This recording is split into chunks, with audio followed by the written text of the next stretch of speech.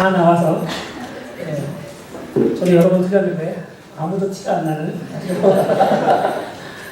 그래서 좋다는데 참 잘 들어서 감사하고요. 우리 같이 한번 앞뒤 인사 같이 하겠습니다. 우리 참 잘 오셨습니다. 같이 인사하겠습니다. 참 잘 오셨습니다. 참 잘 오셨습니다. 참 잘 오셨습니다.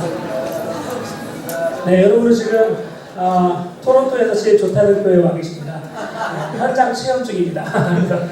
그래서 여러분 이 좋은 기분 끝까지 만끽하시고 좋은 은혜 받고 돌아가시기를 바랍니다. 오늘 우리가 같이 브레이크스루라는 그런 제목의 말씀으로 함께 은혜를 나누고자 합니다. 저는 청년부 일만 하지 않고요. 이제 교회에서 이제 어른들 신방을 자주 다니는데요. 보통 신방을 가게 되면은 성도님들이 이렇게 가정 얘기들을 이렇게 많이 해주세요. 성도님들이 해주시는 이야기를 이렇게 듣다 보면 참 은혜를 제가 오히려 은혜를 끼치러 갔다가 은혜를 받는 경우가 많이 있습니다. 어느 집에 갔는데 그 집은 참 부부가 기도를 아주 잘 열심히 하는 그런 가정이었습니다. 그런데 한 가지 제가 그 가정에 갈 때마다 좀 마음에 늘 좀 부담이 있었습니다. 그게 뭐냐면 그 두 부부는 참 믿음이 좋은데 그 집에 아들이 하나 있거든요. 근데 그 집 아들을 생각하면 항상 마음에 걸리는 거예요. 부모님들은 참 믿음이 좋은데 이 아들은 항상 게임을 하고 또 혼자 세계에 이렇게 빠져 있는 걸 제가 이렇게 종종 봤어요. 그래서 왜 그럴까? 부모님들은 저렇게 믿음이 좋은데 왜 저 아들은 혼자 저렇게 게임만 하고 컴퓨터만 하고 이렇게 좀 그럴까? 제가 늘 좀 부담이었습니다. 그런데 이제 제가 요번에 신방을 가서 아주 좋은 소식을 듣게 됐어요. 이야기가 어떻게 되냐면 이제 어느 날 이 아들이 하도 졸라가지고 이제 엄마에게 졸라가지고 처음으로 햄스터를 산 거예요. 그래가지고 처음 그동안 애완동물이 한 번도 없었는데 햄스터를 이제 부모님이 큰맘 먹고 사주신 거죠. 처음 사준 애완동물 얼마나 좋습니까? 저도 어릴 때 기억이 나는데요. 제가 기억하는 그 애완동물이 아마 똘똘이었나 그랬던 것 같아요. 근데 제가 개꼬리를 이렇게 들고 이렇게 괴롭혔던 기억이 납니다. 근데 제 아들이 똑같이 하더라고요. 야, 이거 아니다. 우리 집안에는 동물이. 그래서 저희는 개 이름 안 키웁니다. 그냥 물고기. 물고기. 돌아가셔도 그냥 이렇게 저기 플러싱 하면 되는 거 있잖아요. 그래서 제가 이상한가요? 아니 돌아가시면 어떡합니까? 하여튼 물 좀 먹고요.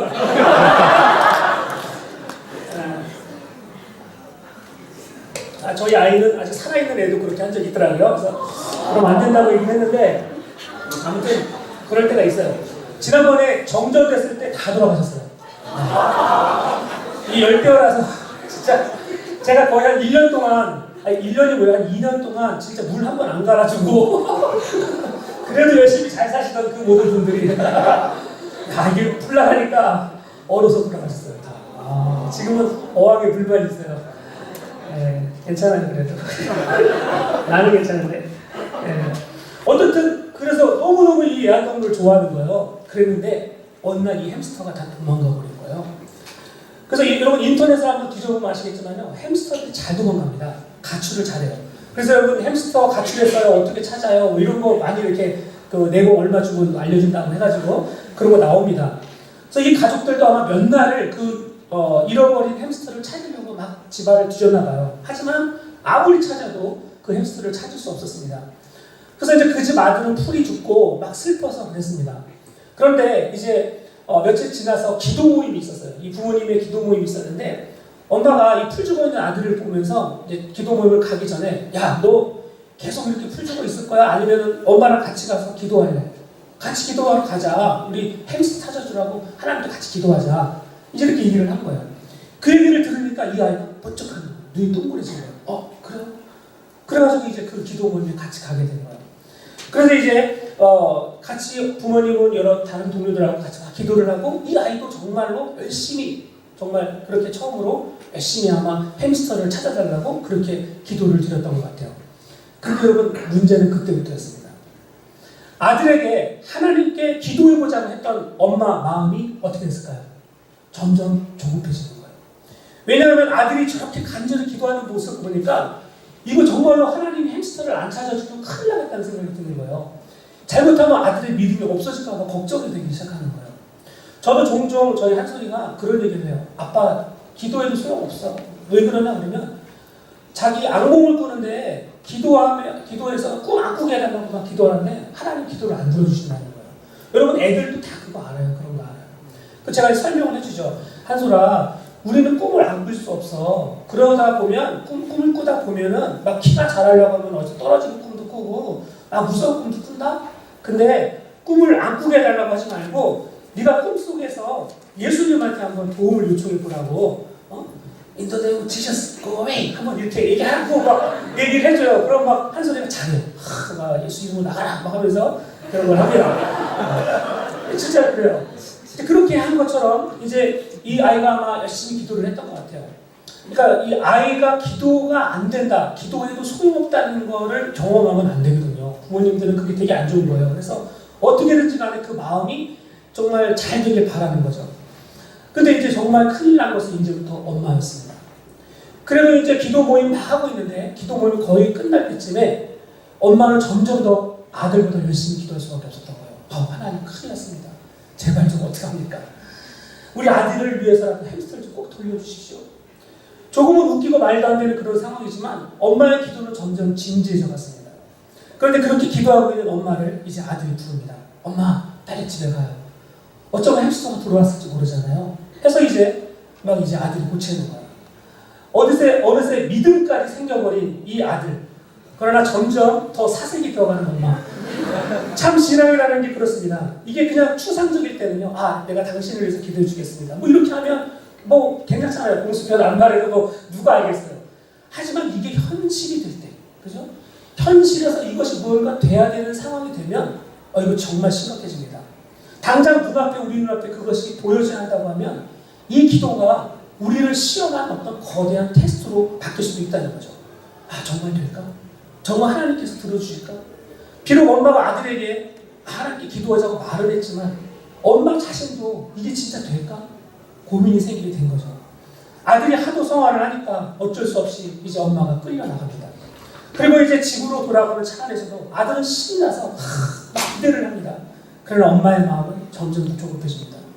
그래서 더더욱 마음속으로 간절히 기도합니다. 그리고 이제 드디어 집에 도착했습니다.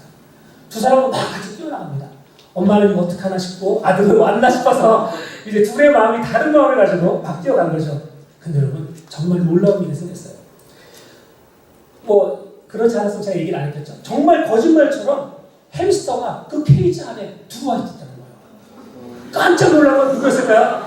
엄마였습니다. 아들은 당연히 기대했으니까 될 거라고 생각하고 엄마 와 있어 그럴 텐데 엄마는 진짜 놀라는 거예요. 어떻게 이게 진짜 이렇습니다. 사실 떠나기 전에 혹시 몰라서 엄마가 케이지 문을 살짝 열어놓고 갔다고 하는데 아무리 그래도 그렇지 어떻게 정확한 시간에 잃어버렸던 햄스터가 지가 알아서 제자리에 돌아올 줄 누가 알았겠습니까? 정말 더 놀란 것은 엄마였던 겁니다. 사랑하는 청년 여러분, 우리가 사는 인생이라는 게요 참 그렇습니다. 때때로 이렇게 우리가 생각하는 것과 전혀 다르게 일들이 벌어지는 것이 우리의 현실입니다. 사실 인생을 살다 보면요 우리가 계획한 것대로 착착착 일이 되면은 너무 좋은데요 대부분은 그렇지 않아요. 물론 여러분 나이 때에는 그래도 계획한 것이 어느 정도 되어가는 것처럼 보일 수도 있어요. 하지만 시간이 흐르면 흐를수록 그게 그것처럼 안 된다는 것을 많이 느끼게 됩니다. 제가 또 다른 집에 신방을 갔는데요. 이 가정은 코인 런더리 아시죠? 이렇게 동전 넣고 런더리 하는 그런 가게를 운영하시는 분인데요.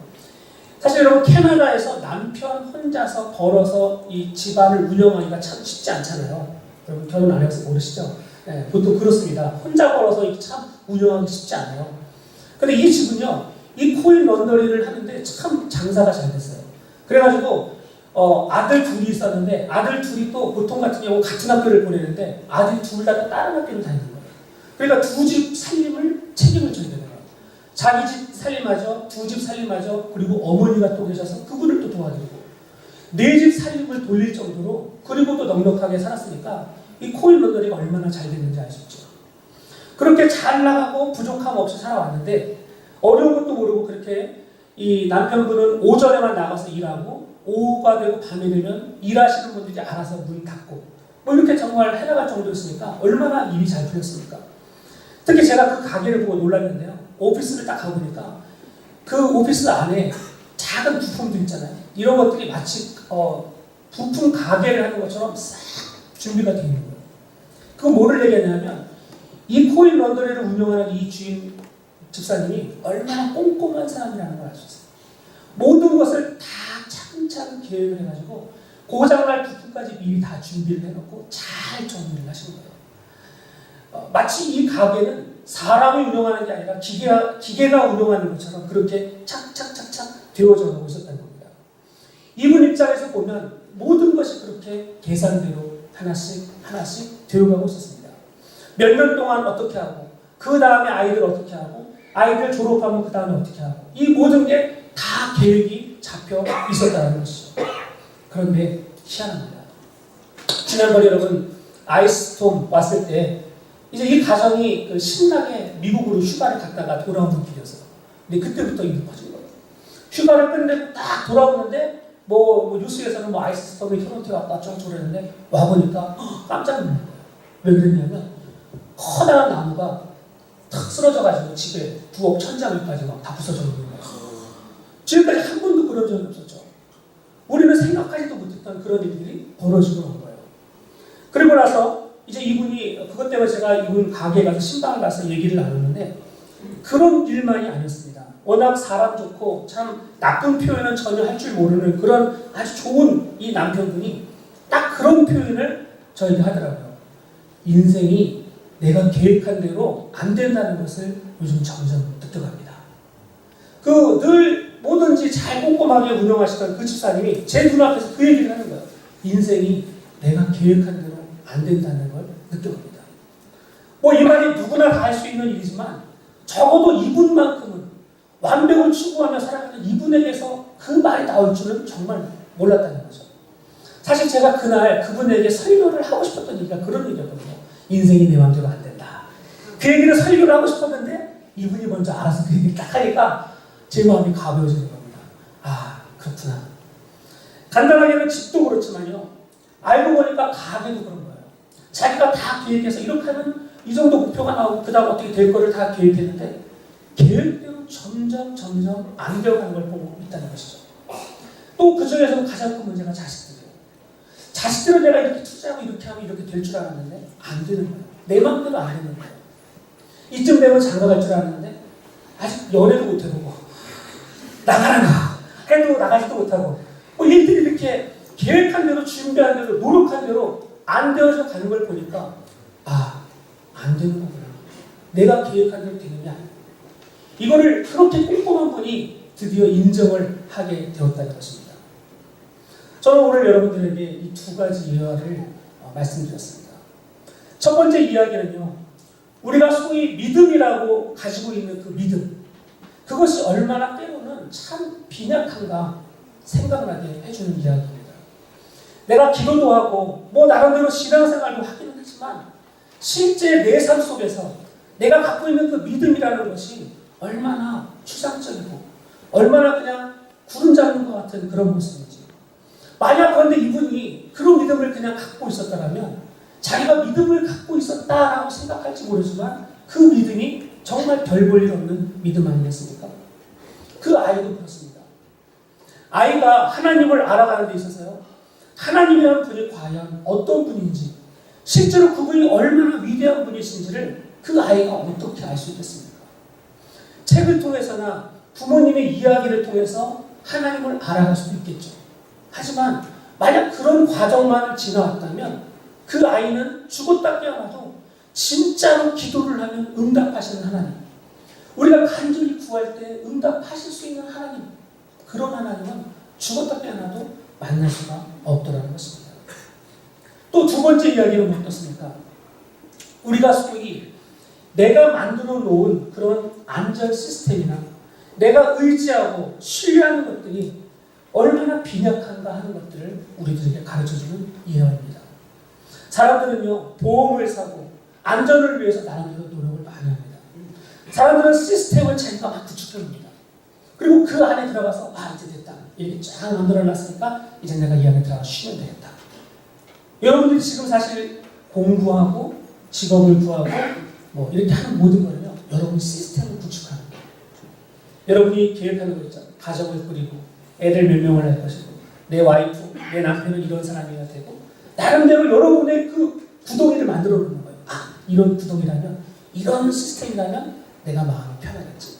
이렇게 여러분 생각하고 지금 그것을 위해서 달려가고 있다는 거예요.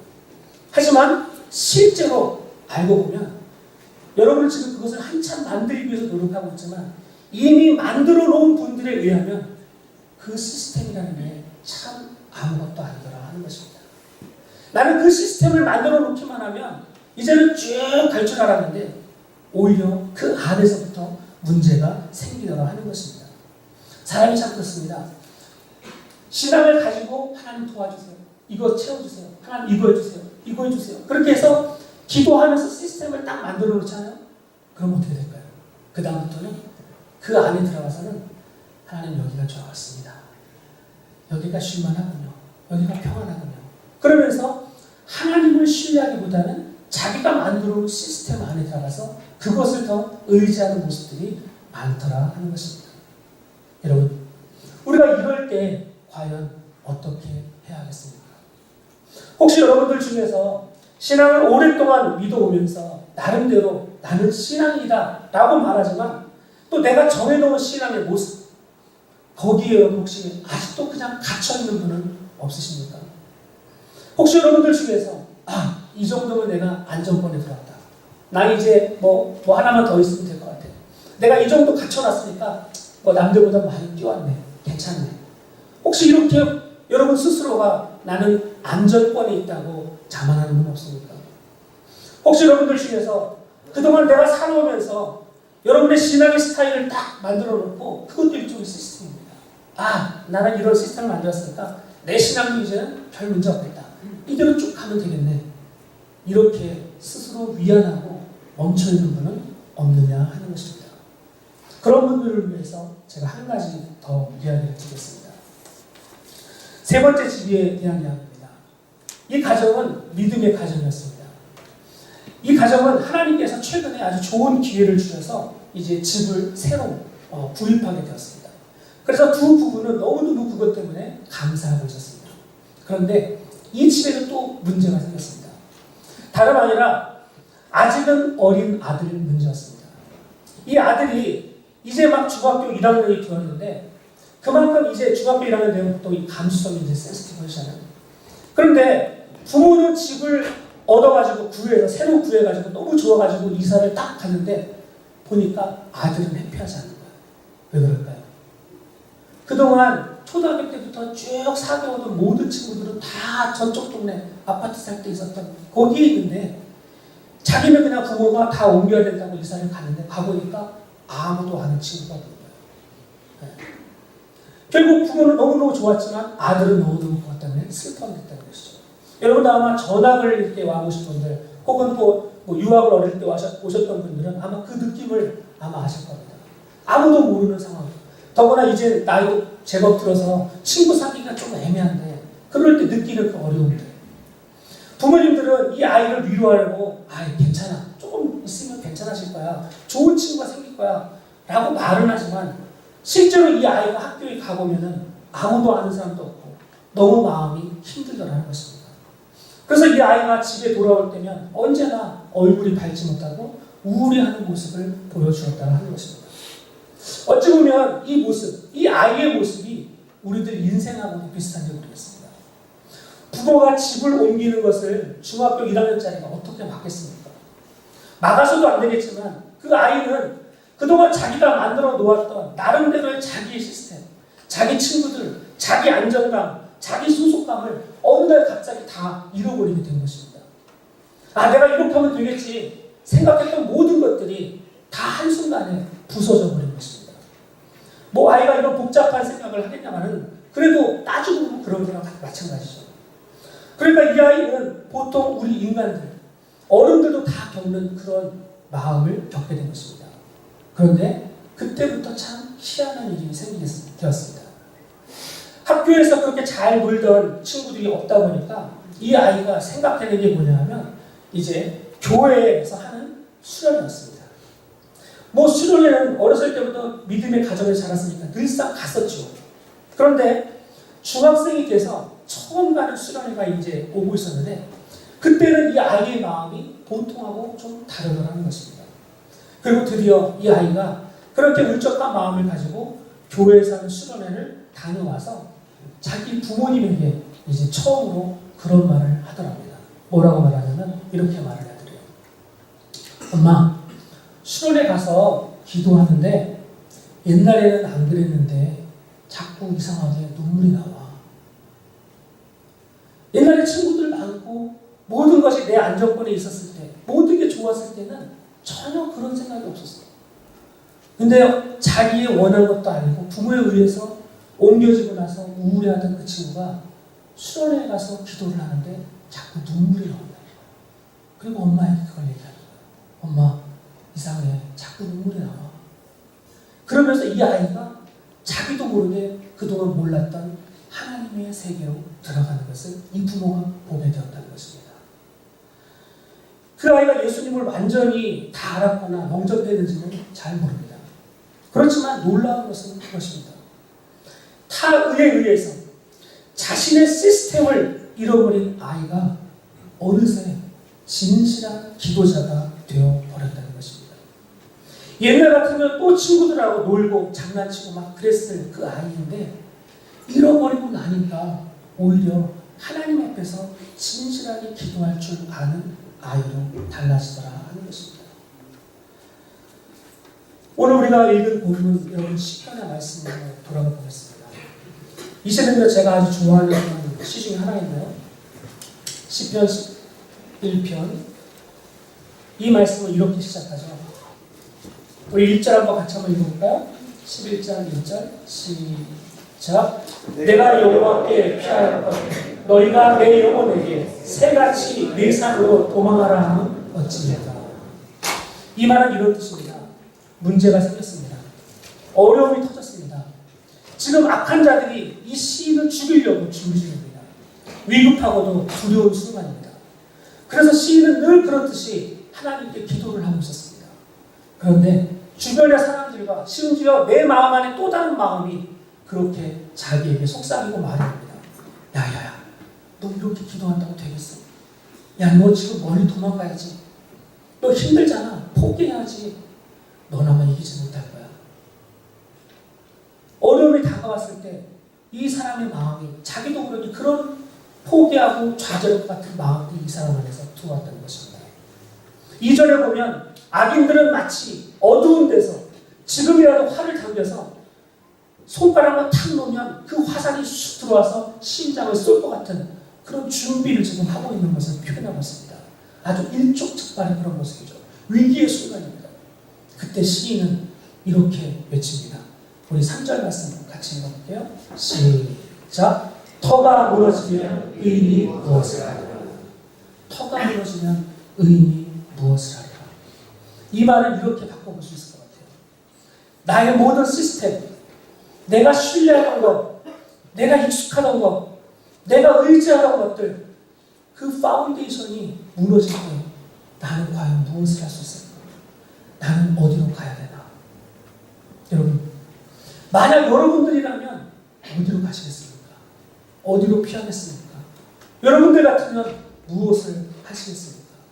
이런 상황에서 여러분 어떻게 대답하시겠습니까? 여러분, 그 시스템 안으로 다시 기어서 들어가시겠습니까? 여러분이 만들었던 그 시스템을 더 공고히 만들고 더 튼튼하게 만들려고 에이 안 되겠다, 더 힘을 내야지, 과거로 다시 쾅쾅쾅쾅. 여러분 그렇게 하시겠습니까? 거기 숨어서 나오지 않으려고 발버둥 치시겠습니까? 아니면 무너져가는 과거의 틀을 붙들고 여러분 벌벌벌 떨고 계시겠습니까? 이 모습은 마치 그런 모습과 비슷하죠.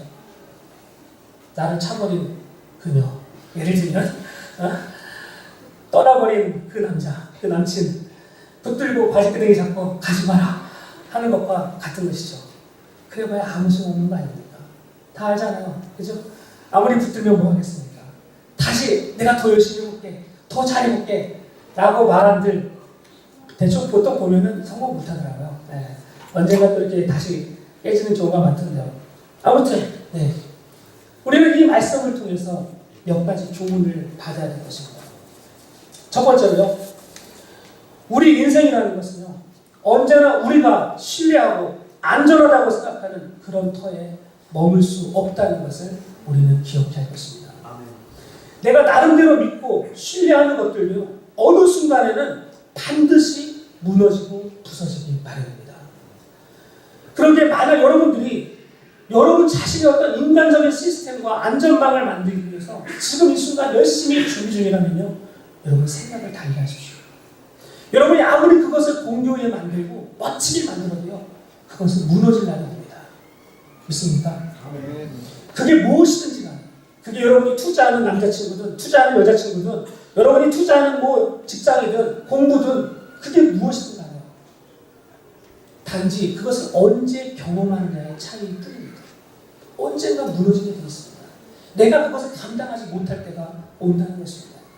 그런데 여러분 거기에 투자를 하고 거기에만 목을 베어서 이거 뺏기면 난 죽을 것 같다. 이거 없어지면 난 끝날 것 같다라고 여러분 생각한다면 여러분 절대로 성공하지 못한다는 것입니다. 여러분 과연 누가 여러분의 진정한 안전한 터입니까? 심지어 이것은 신앙에도 마찬가지입니다. 하나님은요. 우리 인간들이 숨어 들어가려고 하는 의지하려고 하는 그 마음들을 잘 알고 있습니다. 사람들은요. 뭔가 자기가 만들어놓은 틀 안에 들어가서 가만히 움직이고 싶어 하지 않습니다.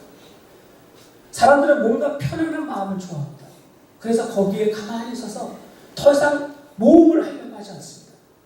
처음에는 하나님을 믿다가 어느새 내가 만들어놓은 그 시스템을 만들어놓고 보면 아까 말씀드린 것처럼 그 안에서 나오지 않으려고 하는 게 바로 인간의 모습이라는 것이죠.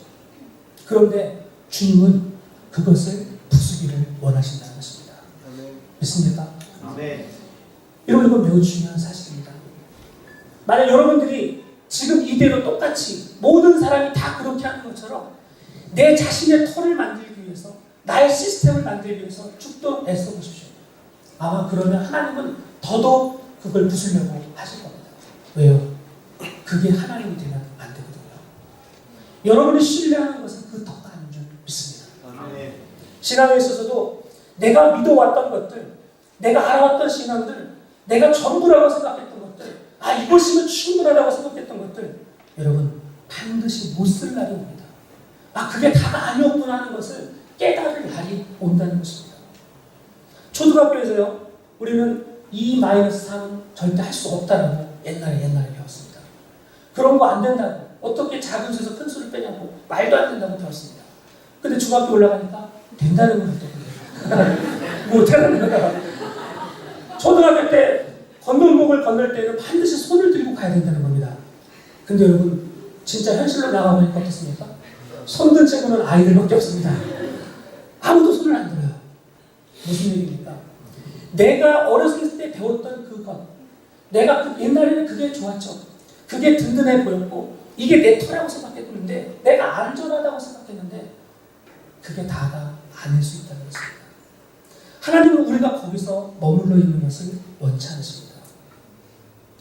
어린 아이들 속에서 자라던 신앙이 이제 어른들과 함께 할 줄 아는 신앙으로 자라야 합니다. 한국 사람들 안에서만 했던 신앙이 이제 세계 속에 있는 다른 신앙을 볼 수 있는 믿음으로 나아가야 합니다. 어릴 때에는 내 것만 알았는데 점점 커가면서 내가 하나님이 원하시는 게 더 있구나. 이런 부분이 또 있구나. 저런 부분이 또 있구나. 이런 것들을 하나하나 배우고 알기를 원하신다는 겁니다. 그런데 언제까지나 내가 하는 그것이 전부라고 생각하고 그 터 안에서 그 시스템 안에서 난 죽어도 깨어나도 안 나올 겁니다 라고 한다면 그 사람은요 하나님의 그 터를 부시기 마련입니다. 왜냐? 그 터를 안 부시면 그 사람에게 무상은 그 터가 되기 때문입니다. 두 번째로 그래서 우리는 돌파라는 신앙을 배워야 합니다. 이건 뭔가요? 네. 돌파. 지금 좋다고 말하는 것 같아요. 아멘하는 목소리 같은데요. 네. 돌파라는 신앙, 브레이크스루죠. 여러분 신앙이라는 것은요 알고 보면요 돌파하는 것입니다. 돌파가 무엇인지 제가 말로 하기보다 잠시 여러분에게 영상을 하나 보여드리고 설명을 더 할게요. 간단한 건데요. 그냥 여러분 보시면 되겠습니다.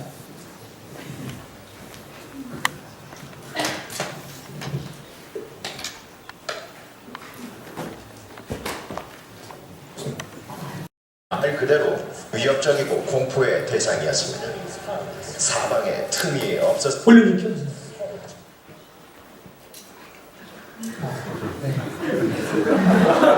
마케는 도저히 감당이 안 됐습니다. 때문에 기다란 창을 든 마케도니아 최정예 부대는 어디를 가든 적군의 저항 없이 앞으로 진군할 수 있었습니다. 진도 지휘했죠. 각각의 부대는 필요에 따라 배치됐습니다.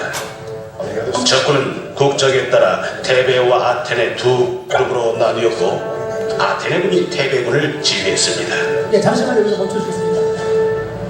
여기서 캐롤 이게 지금 아까 중간에 잠깐 전문 용어로 씹혔습니다.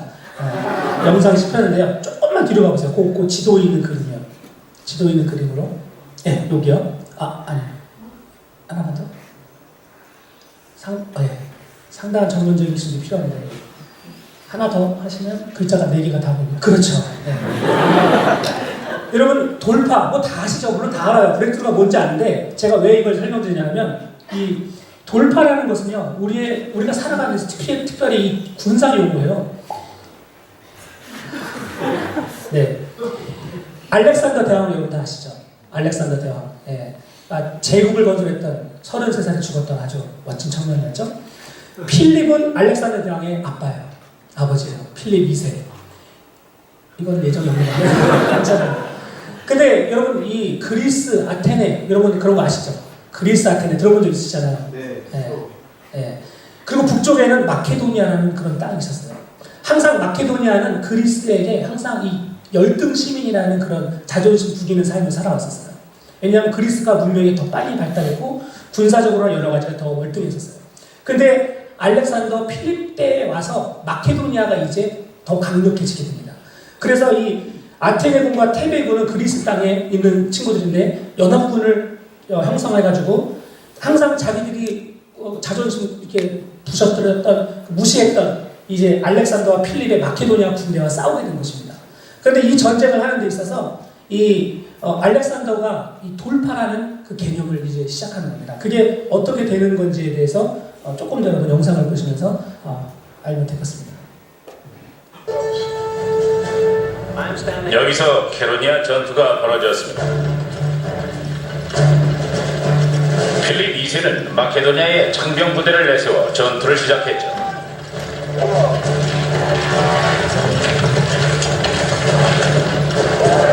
그들은 좌측의 아테네군과 격돌했습니다.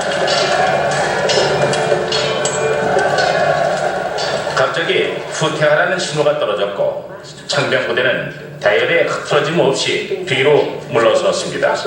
마케도니아군이 세계 최고의 정예부대였기 때문에 가능한 일이었습니다. 아테네 연합군은 전쟁터를 가로질러 후퇴하는 마케도니아 군대를 향해 전진했고 경험 많은 테베군은 자리를 지키고 있었죠. 결국 그것은 실수라는 것이 드러났습니다. 알렉산더가 테베군과 연합군 사이에 틈이 벌어지는 것을 목격했습니다. 알렉산더가 이끄는 기병대는 틈이 벌어지길 기다렸다가 그 사이로 돌격해 들어갔죠. 그는 테베군을 포위하고 연합군의 측면을 공격할 수 있었습니다. 그때 대기하고 있던 마케도니아 청병부대가 아테네 군대를 향해 전진하기 시작했습니다. 그들은 아테네군을 닥치는 대로 베어 죽였고 2,000명에 달하는 아테네군을 굴복시켰죠. 알렉산더에게 포위된 테베군은 최후의 한 사람까지 모두 처참하게 살해되었습니다. 예, 됐습니다. 병을 네, 됐습니다. 여러분 돌파라는 것은요 바로 저런 것입니다. 이 전쟁 이후에 알렉산더는 4만 명의 이제 군대를 거느리고 드디어 그동안 그때 가장 큰 제국을 이루고 있었던 페르시아 군대와 싸우게 됩니다. 그게 이제 영화 알렉산더 대제 거기에 나오는 그 아주 멋진 장면이죠. 엄청난 페르시아 군들과 이 알렉산더 군대가 막 전투를 벌이는 그 장면인데요. 그때도 이 방법을 사용합니다. 돌파라는 것은 그것입니다. 적의 중심부를 통과해서 끝까지 적의 후방까지 파고 들어가는 것입니다. 그래 돌파하려면요 한 가지 해야 될 것이 있습니다. 그게 뭡니까? 내가 안전하게 숨어있는 그 후방을 버려야 되는 것입니다. 그렇죠? 내가 안전하다고 생각하는 베이스를 떠나서 마치 적진 속으로 끝까지 들어가는 것이 바로 돌파입니다. 그러니까 사실은 잘못 돌파하면요 다 죽는 겁니다. 그나마 그 자리에 있으면은 어떻게 베이스를 뒤에다 깔고 있으니까 그나마 좀 안전할 수 있는데 그걸 다 포기해버리고 적의 중심으로 들어가는 거기 때문입니다. 그러나 제대로만 하면요 적을 양쪽에서 포위할 수 있기 때문에 아주 승리할 수 있는 그런 승산이 많은 그런 전법이죠. 여러분 신앙이라는 것이 알고 보면요 인생에서도 그렇고 신앙에서도 그렇고요 돌파라는 것이 우리에게 매우 중요합니다. 여러분 성장이라는 것은 결국 돌파입니다. 여러분 하루에 10개를 팔굽혀펴기를 하시던 사람이 맨날 10개만 똑같이 해본다고 생각해 보십시오. 그러면 근육은 그대로입니다. 그런데 오케이 오늘 내가 12개를 해보겠다. 힘들죠. 2개를 더하는 게 죽을 만큼 힘듭니다. 하지만 돌파라는 건 그것입니다. 그때부터 2개 더. 그 2개가 힘들지만 그거를 하고 나면 또 다음에는 14개로 갈 수 있고 또 2개를 더하면 16개를 갈 수 있는 겁니다. 무슨 얘기인지 아시겠죠? 우리의 한계의 지점에 다다랐을 때 난 더 이상 할 수 없을 거라고 생각할 그 지점에 왔을 때 조금 더 나아가는 겁니다. 그것을 뚫고 더 나아가는 것입니다. 그게 바로 돌파죠. 여러분 햄스터를 잃어버린 엄마가요. 그냥 햄스터를 잃어버렸으니까 그래 그럼 내가 또 다른 거 사줄게. 괜찮아 울지 마. 하고 만약 엄마가 그냥 새로 햄스터를 사줬다면 이 아이는 어떻게 됐을까요? 물론 햄스터를 새로 받았으니까 기분은 좋겠죠. 하지만 무엇은 얻을 수 없을까요? 그렇죠. 이거 되게 잘 알아요. 맞습니다. 네. 그 아이가 기도하면서 자기에게 온 위기, 자신에게 닥친 그 위기를 하나님께 간절히 구하면서 뚫고 지나갈 수 있는 돌파의 신앙은 못 갖는다는 거예요. 그건 엄마에게도 마찬가지예요. 엄마는 손 씻습니다. 기도 안 해도 됩니다. 돈으로 지불하면 됩니다. 하지만 엄마가 그 순간 하나님께 기도하면서 간절하게 애를 태우면서 얼굴이 사색이 되어가면서 기도를 하면서 하나님 제발 좀 살려주세요. 그게 돌파입니다. 그 간절한 기도를 통해서 하나님은 우리가 생각하지 못했던 다음 단계의 업그레이드를 허락해 주신다는 것입니다. 성경 공부를 합니다. 어렵죠. 성경 공부 안 하다고 하려면 어렵죠. 여러 가지 말들이 있고 복잡합니다. 그러나 만약 여러분들이 늘 내가 들어왔던 것만 늘 똑같이 듣고 그게 편하다고 생각하면 절대로 그 신앙은 성장할 수가 없는 것입니다. 돌파란 그런 것입니다. 기도를 합니다. 10분을 늘 기도하던 사람이 돌파를 하려면 어떻게 됩니까? 어느 날은 작정을 해야 됩니다. 좋아. 내가 오늘은 내가 20분을 해보겠어. 내가 어떻게든지 간에 조금 더 기도를 해보겠어. 이 마음을 갖지 않으면요. 죽었다 깨어나도 그 사람은 10분 기도하는 시간에서 넘어설 수가 없는 것입니다. 그래서 여러분 신앙의 성장이라는 건 제가 자주 얘기하지만 이렇게 원만한 성장이 아닙니다. 멀리서 보면 원만하게 보이지만요. 가까이 가서 보면요. 신앙의 성장은 층계를 두고 있습니다. 층계란 무엇입니까? 가다가 벽을 만납니다. 여기서 어떻게 할 것인가? 이 벽을 뚫고 지나갈 것인가? 아니면 여기서 멈춰서 할 것인가? 그때 힘들어서 강력한 힘을 발휘합니다. 이게 돌파의 순간입니다. 확 올라섭니다. 업그레이드가 된 겁니다. 그리고 또 쭉 갑니다. 별일이 없습니다. 그러다 또 하나의 장애물을 만납니다. 어떻게 됩니까? 또 강력하게 싸웁니다. 부딪힙니다. 돌파하는 겁니다. 그럼 또 한 단계 올라가는 겁니다. 이걸 멀리서 보면 원만한 곡선처럼 보이죠. 그러나 실제로는 그렇지 않다는 것입니다. 여러분이 앞으로 인생을 살아가면서 보십시오. 신앙이라는 게 그렇습니다. 어떻게 매일매일 특별한 일이 생기겠습니까? 보통 때는 비슷비슷합니다. 그러다가 여러분 삶에 어떤 것이 탁 옵니다. 위기가 옵니다. 도저히 이건 내가 감당할 수 없다. 너무 힘들어 죽겠다. 그런 순간이 반드시 오게 되어 있습니다. 왜요? 내가 계획한 대로 되지가 않는 게 인생이거든요. 하나님은 일부러 그런 것을 허락하십니다. 왜요? 그때 우리가 주님 앞에 매달리기를 원하시는 것입니다. 그 순간이 바로 돌파냐 아니면 좌절이냐 이것을 결정하는 시간이라는 것입니다. 여러분 어떤 것이 어렵습니까? 청년일보에 와서 기도하는 게 힘듭니까? 이곳에 나와서 뭔가 성경 공부를 하는 게 힘듭니까? 뭔가 여러분 신앙생활을 새롭게 시작하는 게 좀 어렵습니까? 여러분 그 순간이 바로 여러분이 돌파할 순간입니다. 믿습니까? 그 순간에 여러분은 그것을 포기하고 좌절해서 될 것이 아니라 싸워 나가야 되는 것입니다. 하나님이 원하시는 것은 늘 내가 가지고 있던, 내가 늘 알던, 익숙해 있던 그 터그 안에서 머물러서 그 터 안에 고개를 파고 들어가서 난 살고 싶습니다 덜덜덜덜 떠는 것이 아니라 자신이 그 터를 버리고 일어서기를 원하신다는 것입니다. 그 다음 말씀을 보십시오. 터가 무너지면 의인이 어떻게 할고, 만약 그 터가, 여기서 말하는 그 터가 내가 믿어오던 과거의 시스템이고 내가 신뢰해오던 세상의 것이라면 여러분 그 터가 무너지든 말든 무슨 상관이겠습니까? 믿습니까? 터가 무너지면 의인이 어떻게 할고 걱정하지 마십시오. 터가 무너지면 어떻게 할까? 내가 믿던 시스템, 내가 의지하던 그 시스템이 무너지면 어떻게 할까? 걱정하지 마십시오. 괜찮습니다. 죽을 수도 있습니다. 그러나 괜찮아요. 왜요? 그것이 기회이기 때문입니다. 4절 말씀 여러분 같이 읽어보겠습니다. 4절 같이 했습니다. 시작.